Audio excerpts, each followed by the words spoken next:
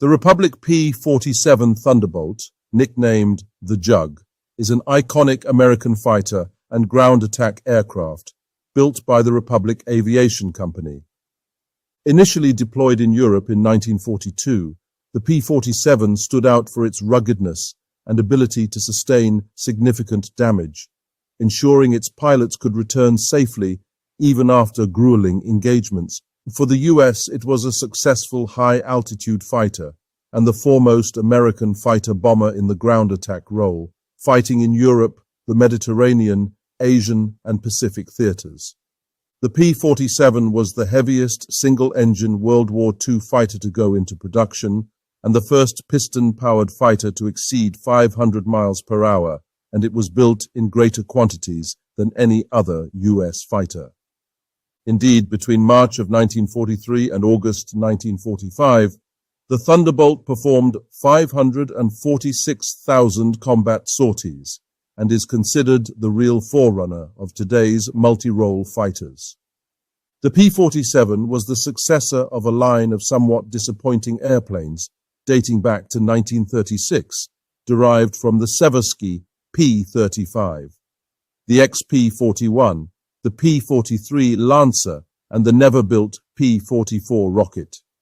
Headed by Alexander Kartveli, Republic Aircraft Corporation's chief engineer, the P-47 design team originally presented a design that was to be powered by a 1,150 horsepower Allison 1710 inline engine with an armament of 250 caliber machine guns. A contract was awarded by the U.S. Army Air Corps in November 1939, and for an even lighter XP-47A. But as information on Axis air power was coming back from the war in Europe, it was becoming apparent that the performance goals of the XP-47 program were already inadequate. The Air Corps cancelled funding for the XP-47 and the XP-44, issuing new requirements which included an airspeed of 400 miles per hour at 25,000 feet, armament of 650 caliber machine guns, preferably 8, armor plating to protect the pilot, self-sealing fuel tanks, and a minimum of 315 gallons of fuel. Republic scrapped all ongoing work, and Kartveli struck up a new and very bold XP-47B design. In a move departing from conventional wisdom, he built the 49B fuselage around the new 2,000 horsepower Pratt & Whitney XR 2821 18-cylinder radial engine, which was the largest and most powerful aircraft engine developed in the United States to date, including an efficient turbo-supercharging system, which was placed behind the pilot's seat aft in the fuselage. With a large air intake duct mounted beneath the engine, along with the engine oil coolers, he utilized ducts to funnel air to the centrifugal impeller of the supercharger system. Exhaust gases were also channeled separately to the turbine and expelled through an exhaust duct located at the bottom of the fuselage, with the ducted air fed into the centrifugal impeller and then returned to the engine under pressure via an intercooler. This mechanism allowed the engine to generate more power as the airplane ascends into the thinner air of the upper atmosphere, compensating for the reduced oxygen levels at higher altitudes. To make full use of engine power, he used a 4-blade propeller with a diameter of 13 feet, which in turn necessitated the use of high main landing gear, which ingeniously telescoped a full 9 inches when deployed. Kartveli kept the Republic S-3 airfoil elliptical wings and the general fuselage type of the Lancer predecessor. Finally, the new design would incorporate 850 caliber machine guns, additional ammunition, increased fuel capacity, and armor protection for the pilot. The cockpit was spacious, well ventilated, and heated, which provided great comfort for its pilots, not only because of the heat, but also thanks to its capability to remove ice from the glazed cabin. With all the goodies it would possess, especially its turbo-supercharger system, it's worth taking a moment to fully comprehend the final size of Kartveli's design. The airplane would have a max takeoff weight of 16,600 pounds, which was more than twice the weight of its contemporaries, such as the Supermarine Spitfire, the Hawker Hurricane, the Messerschmitt Bf-109, the Curtiss P-40, and Mitsubishi Zero. Interestingly, some speculate its Jug nickname is indeed a shortened form of Juggernaut, a comment on its obvious dimensions. However, others claim it's just the aircraft's similarity to a milk jug design of the times. On June 12, 1940, Kartveli and his team presented the U.S. Army Air Corps his new P-47 concept. Impressed, on September 6 that year, they ordered a prototype under the designation XP-47B. The prototype had its maiden flight just months later on the 4th of May, 1941. Although an outstanding success, achieving a greater than expected speed of 412 miles per hour, numerous problems were encountered requiring rectification. Excessive control loads at high altitude required balance panels to reduce rudder loads. Inclusion of blunt nose ailerons and all-metal flight controls replaced the fabric-covered controls that would balloon out due to atmospheric pressure change. The canopy could not be opened at altitudes above 30,000 feet, so a jettisonable sliding canopy replaced the hinged cockpit door. Thankfully, the issues were resolved before the XP-47B crashed on August 8, 1942. Also noticed before the crash was the P-47's remarkable dive characteristics. While on a test flight, diving from altitude to another testing altitude resulted in a very hairy acceleration past the 500 miles per hour limit of the airspeed indicators. Later research from ground engineers determined the craft probably reached an incredible 725 miles per hour. Therefore, one could easily conclude this is how C. Hart Miller, a company director of Republic, struck upon the moniker Thunderbolt for the P-47, a designation officially approved and adopted by the U.S. Army. Despite the crash, an initial order was placed by the USAAC for 171 Pi-47Bs, which were delivered in March 1941, and a further 602 P-47Cs, which were drop-tank capable, delivered in September. The production P-47 was well armed and extremely resistant to damage. It had a length of 36 feet 2 inches, a wingspan of 40 feet 9 inches, a height of 14 feet 8 inches, and a wing area of 300 square feet. It was the largest and heaviest World War II single-engine, single-seat fighter ever built, with an empty weight of 9,900 pounds, a gross weight of 13,500 pounds, and a max takeoff weight of 16,600 pounds. Powered by a 2,000 horsepower Pratt & Whitney R2821 engine, it had a maximum speed of 406 miles per hour, a range of 850 miles, a service ceiling of 40,000 feet, and a climb rate of 2,560 feet per minute. For armament, it equipped 850 caliber M2 Browning machine guns, 4 in each wing, giving it the greatest projectile throw weight of any U.S. fighter that served in World War II, except for the Northrop P-61 Black Widow night fighter. The C version sported a hardpoint allowing for long-range escort operations or provision for 500 pounds of external ordnance. After the first 112 of the total 620 Cs were produced, they moved to the water-injected R2859 engine, upping the speed to 420 miles per hour and improving the climb rate to 2,780 feet per minute. It wasn't long that the outstanding ground attack capability of the Thunderbolt was recognized, and the P-47D began delivery in February 1943. Extra hardpoints were added under the wings, allowing mounting for 1,000-pound bombs or 5 5-inch rockets. As well, the turbocharger's ducting system was improved, which attached to the now 2,535 horsepower Twin Wasp 18-cylinder R2859, which when combined with broad-chord paddle blade propellers upped the Thunderbolt's speed to 433 miles per hour, a service ceiling of 41,000 feet, its climb rate to 3,200 feet per minute, and, with 3 drop tanks fitted, a range of 1,900 miles. Later models of the Ds introduced the bubble canopy to replace the Razorback raised fuselage spline. This innovation vastly improved the pilot's visibility, especially to his rear. The most prolific version of the Thunderbolt, in total 6,300 Razorback Ds and 6,290 bubble-top Ds were built.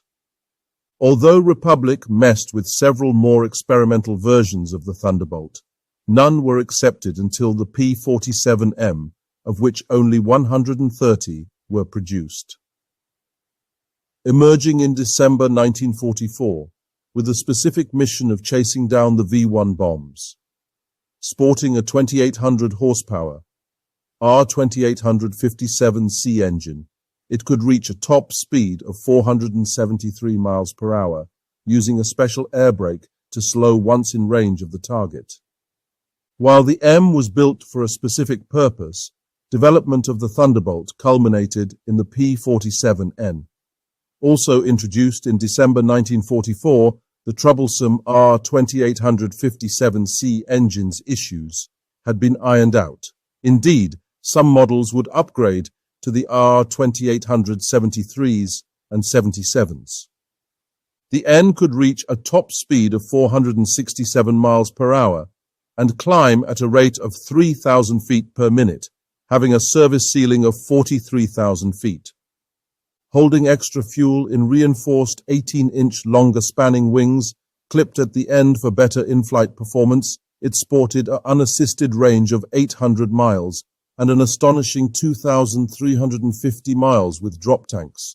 With its landing gear ruggedized for less than ideal airstrips, it was perfect for the Pacific theater. Indeed, the 1,816 produced were used exclusively in the Pacific theater. More on that later. As a side note, Curtiss-Wright produced 354 P-47Cs before its Buffalo, New York plant being closed due to poor production standards. Most were retained in the US for training use, designated the P-47G. The Thunderbolt first saw action with the 8th Fighter Command assigned to the newly formed 8th Bomber Command in England. And as it happened, the Thunderbolts had arrived at a time of note in the battle for European air superiority. Marshal of the Royal Air Force, Hugh Montagu Trenchard, had enacted a battle of attrition against the Luftwaffe, and the 8th adopted the same. Now, missions from the shores of England would be more than just strategic bombing. As such, codes were given to sorties based on the desired outcomes. Circuses were attacks undertaken by a small force of bombers with a powerful fighter escort intending to lure enemy fighters into the air so that they could be engaged and destroyed by the fighters, the primary objective being the destruction of Luftwaffe fighters, followed by the protection of the bombers from attack. Ramrods were like a circus, though in this instance the primary objective was the destruction of the target, the main role of the accompanying fighters being to protect the bombers from attack. While a rodeo consisted of a fighter sweep over enemy territory to establish air superiority, for the English a rhubarb was a small-scale attack by fighters using cloud cover for surprise, the object of which was to destroy German aircraft in the air and or striking at ground targets. But for the American Thunderbolt pilots, it won't be until the 11th of February 1944 when the new commander— But wait, I'm getting ahead of myself. Crated and shipped to England, arriving on the 20th of December 1942, it was the newly formed U.S. Army Air Force 4th Fighter Group who were the first to take possession of the new Thunderbolts. The 4th was created from the 3 Eagle squadrons of the Royal Air Force. The Eagles were formed of volunteer pilots from the United States prior to the United States' entry into the war in December 1941. Now back in the U.S. Army Air Corps, their first operational sortie for the P-47 was a rodeo on the 10th of March 1943. It did not go well, unfortunately, due to widespread radio and serious mechanical malfunctions, including numerous engine seizures due to oil counterbalance seal failures and ignition system problems. The mission was deemed a failure. The fourth were grounded for 4 weeks, while its Thunderbolts were refitted with British radios, and ground crews worked to rectify the engine issues. This probably further fueled veteran Eagle pilots' distaste of the P-47. Having flown Spitfires, they were displeased when they transitioned to the heavy P-47Cs in April 1943. Indeed, upon introduction of the P-51 Mustang, then commander of the 4th Don Blakesley, pushed for re-equipment with the lighter, more maneuverable aircraft, they transitioned in February 1944, but not before some success in the Thunderbolt, as on the 15th of April 1943 they opened their score against the Luftwaffe. Somewhat ironically, it was the then Major Don Blakesley of the 335th Fighter Squadron who would be the first to score a kill, downing a 190 over Noke, Flanders, Belgium. It's interesting to note white recognition bands were ordered to be painted around the P-47's cowling, rudder and elevators, as well as oversized roundels on the undersides of both wings to avoid the Thunderbolts being mistaken for the only other radial engine fighter in Europe, the German FW-190. This seems unlikely due to the size and shape difference, but friendly fire from coastal defense was becoming a bothersome problem. The 78th and 56th Fighter Group now came online, with the 56th famously adopting its Thunderbolts for the duration of the war. Perhaps because they knew no better, having been trained exclusively with P-47s, the 56th was the only group to show confidence in their aircraft, despite problems of compressibility in dives, low maneuverability, poor acceleration, and lack of spare parts. Even more surprising when you consider 18 pilots of the 56th were killed and 41 aircraft destroyed in crashes during their training. Nevertheless, they developed the effective tactics called dive, fire, and recover, attacking German fighters from a higher altitude, taking advantage of the Thunderbolt's tremendous diving speed. Then, after a concentrated burst of 850 cals on the target, zooming back to gain altitude advantage. But when the 56th engaged in dogfights, like on the 26th of June 1943, providing withdrawal support for a bomber mission to Villacoublay airfield, in a 20-minute battle with veteran 190 pilots, 5 Thunderbolts were destroyed, with only 2 German fighters shot down. But for all its faults as a fighter, many pilots respected the P-47's superb robustness. Its large airframe, cockpit armor, and its radial engine's ability to soak up damage got many pilots home, often suffering severe damage that would take down its smaller kin. Bob Winters from 62nd Squadron is quoted as saying, "The aeroplane that you can fly into combat, do your job, and get you home is the best aeroplane in the world, and the P-47 did that for us." Whatever the reason, unlike many others, the 56th decided to stick with the Thunderbolt until the very end of the war. Although maybe part of the reason could be that it was handed the high-speed P-47M for more short-range high-speed missions. Indeed, on the 4th of July 1944, the 56th became first fighter group to pass the 500 destroyed mark, going on to destroy more enemy aircraft in air combat than any other. While the 3 groups flew multiple Rodeo fighter sweeps across occupied Europe, it was not until May 4, 1943, when 117 P-47s of all groups were assigned to their first bomber escort mission, protecting B-17s and B-24s attacking Antwerp and Paris. And with the much improved P-47Ds coming online, the US Army formed 7 more Thunderbolt fighter groups, including the 332nd Fighter Group, otherwise known as the Tuskegee Airmen. In the following months, using its dive from altitude approach, Thunderbolts would break up the frontal attacks on the bombers it escorted. But its limited flight endurance still meant it couldn't escort bombers who were penetrating missions deep into Germany itself. And the Luftwaffe quickly learned to simply mass its fighters inside Germany and wait until the Allied fighter escorts had reached the limit of their range before striking the bombers with devastating results. Unfortunately for many U.S. bomber crews, Bomber Command's confidence in bomber self-protection endured until October 1943, when, in a week dubbed Black Week, the 8th Air Force had lost 148 bombers, equating to nearly 13% of its attacking aircraft and approximately 1,500 aircrew. Despite the bristling armament of the bombers, it was now abundantly clear that long-range fighter escort was a requirement, and unescorted deep penetration raids were halted. By the 31st of August, the P-47s had already been fitted with 75-gallon steel drop tanks, and later adopted British-developed paper tanks that could hold 108 gallons of fuel, which allowed the Thunderbolts to go 325 miles into occupied territory.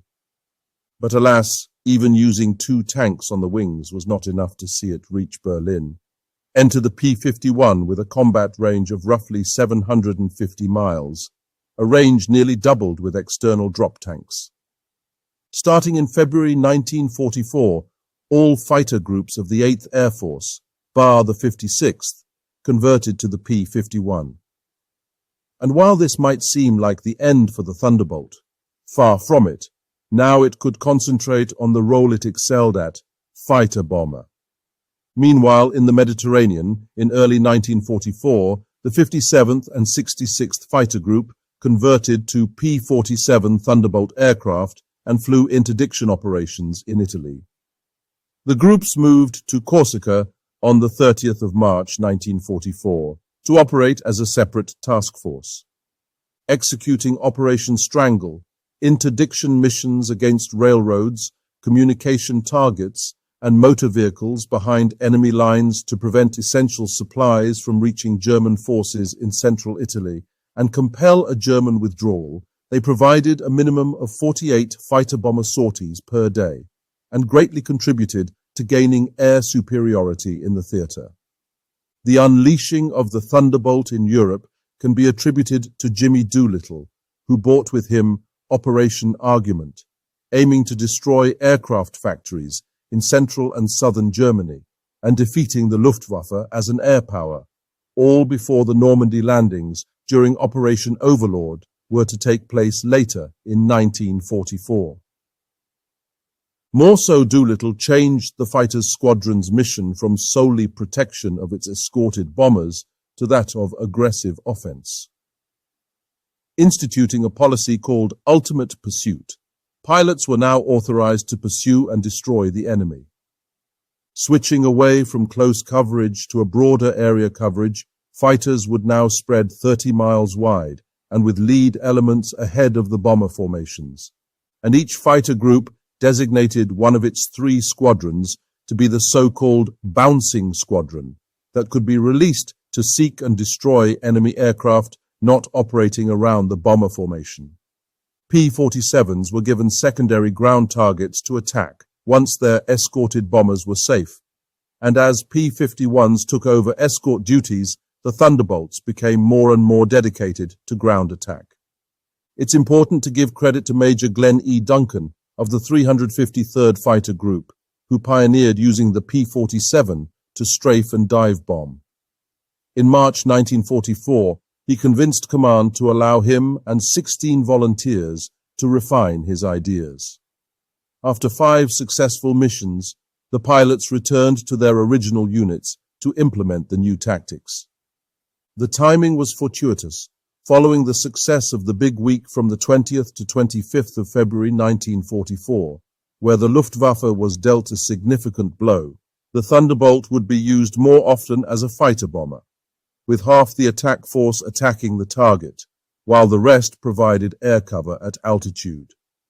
Or like in the case of an attack on the German airfield at Gilser-Riege, Holland, on the 19th of March 1944, the Thunderbolts would be given an escort of P-51s, quite a turn-up for the books. In November 1943, following the defeat of the Germans in North Africa and the invasions of Sicily and Italy, the 9th Fighter Command moved to England as part of Normandy invasion planning.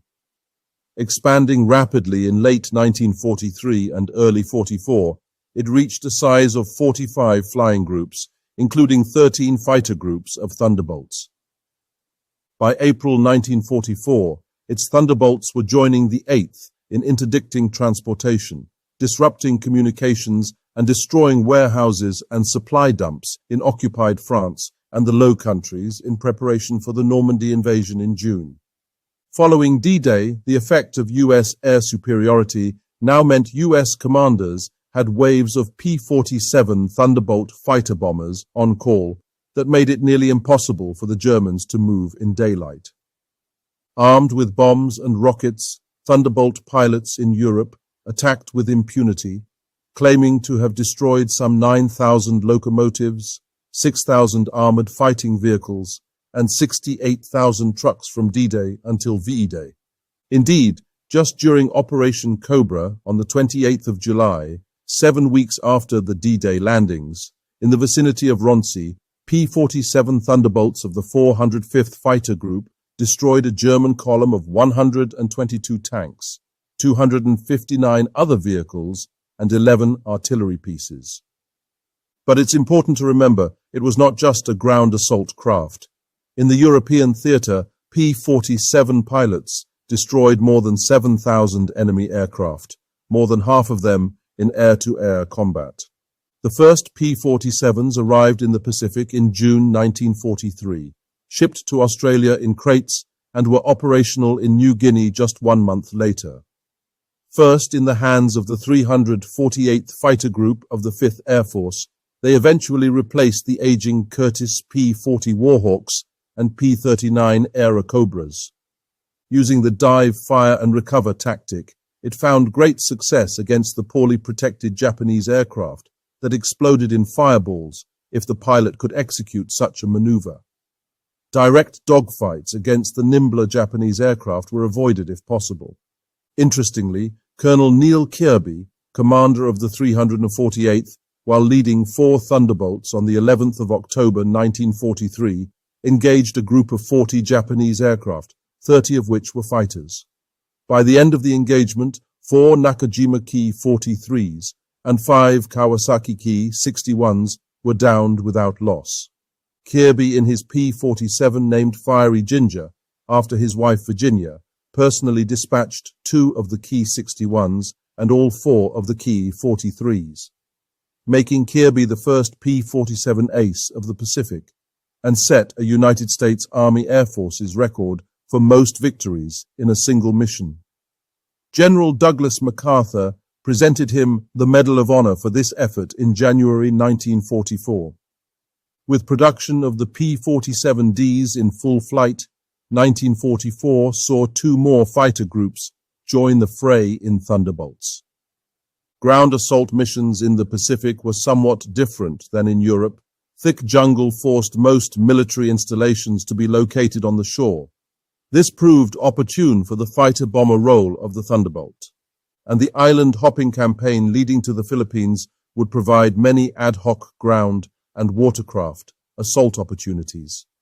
Moving from their initial role of escorting bombers over New Guinea and sea convoys to Admiralty Islands, based in Nomfor, they bombed and strafed Japanese airfields and installations on Ceram, Halmahera, and the Kai Islands. The short range of the P-47, despite the use of drop tanks, was finally alleviated with the introduction of the P-47N into the Pacific in September 1944. Now with a range over 2,300 miles, it was well suited for missions over the Pacific Ocean. With the 5th reaching the Philippines in November 1944, Thunderbolts flew fighter sweeps against enemy airfields, supported U.S. ground forces, and protected sea convoys and transport routes.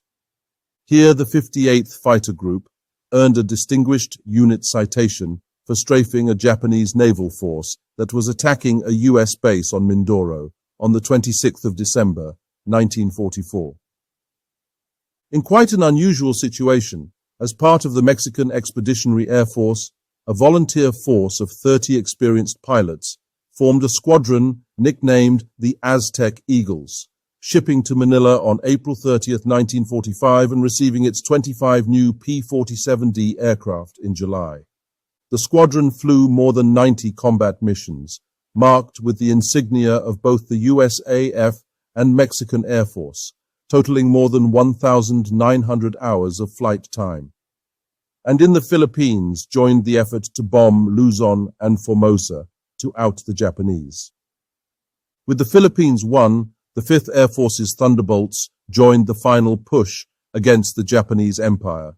With 4 fighter groups now sporting the N models, they flew long-range missions taking out targets in Korea, China, and Japan, as well as shipping along the coast. Approaching Japan from the east, the fighter group of the 12th Air Force was equipped with Republic P-47D Thunderbolts in 1944. Working closely with Marine ground forces, they pioneered close infantry support and employed the first use of napalm in the Marianas Campaign. The P-47 also helped provide air cover against the Japanese kamikaze fighters bent on ramming Allied ships. In the Mariana Islands, P-47 Thunderbolts of the 7th Air Force, specifically those from the 318th Fighter Group, were tasked with air defense operations. These fighters were instrumental in intercepting and disrupting Japanese air attacks, including those by kamikaze pilots.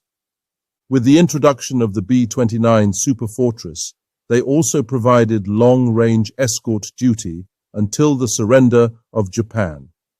The first P-47Ds were delivered to the Chinese-American Composite Wing in late 1943, and the relocation of Thunderbolt fighter groups from Italy in early 1944 provided a significant boost to the air capabilities of the China-Burma-India theater.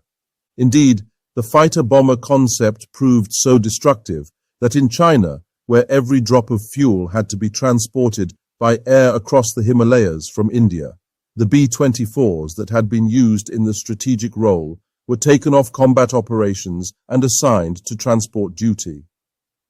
The reasoning was that the fuel they consumed could be put to better use moving fuel for the fighter bombers.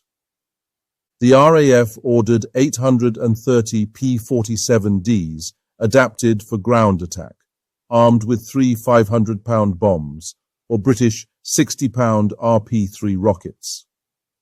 These were sent to the Southeast Asia Command in India for use against the Japanese in Burma. Here they were designated as the Thunderbolt Mark I for the Razorback type, and the bubble top was the Mark II. Their missions varied, attacking enemy airfields and lines of communication, and escort duties, like flying escort for RAF liberators in the bombing of Rangoon. They proved most devastating when working in coordination with the Army, where they would hover above battles, both providing air cover and diving on call to hit nominated targets.